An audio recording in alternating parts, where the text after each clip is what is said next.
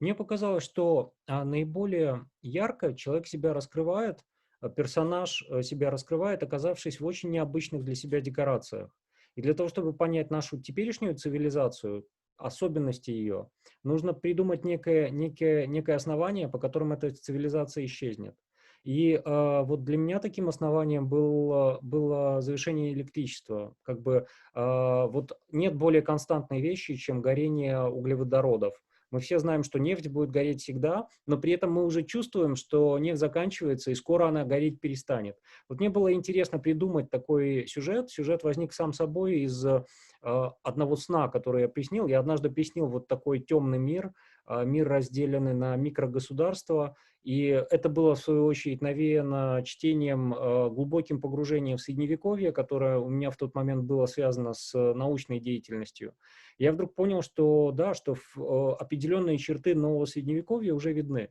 И вот мне интересно было разработать этот сюжет с некой альтернативой о том, что должно прийти на смену, каким будет новое возрождение, что будет новым ренессансом. То, что тут имеет форму как бы постапа, на самом деле является притчей. На самом деле это философская притча. Просто я всегда стараюсь держать в голове два типа читателей. Интеллектуала, который будет это читать как притчу и расшифровывать все те отсылки к Геродоту, которые там прямо цитируются, и простого обычного человека, который имеет до сих пор интерес к литературе. Этому человеку мне тоже было что сказать. И вот все это надо было сказать в одном тексте. Так что притчевый уровень и уровень постап там сочетаются.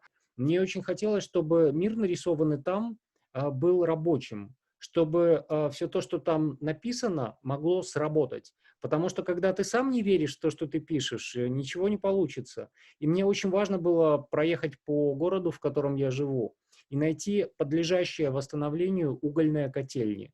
Вот Грушевка, район Минский Грушевка, это единственный район, в котором такой сюжет мог быть развернут, потому что тут в Грушевке есть котельня, которая теоретически по-прежнему может работать на угле, и таким образом весь мир отношений власти ночи допустимы и легко реализуем тут.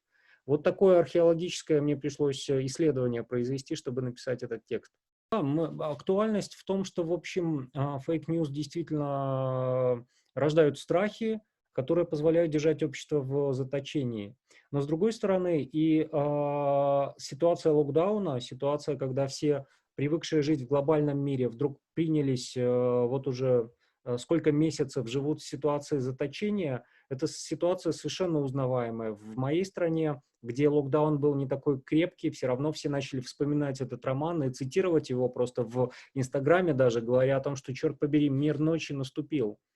Так что не хватает только темноты, все остальное уже очень близко.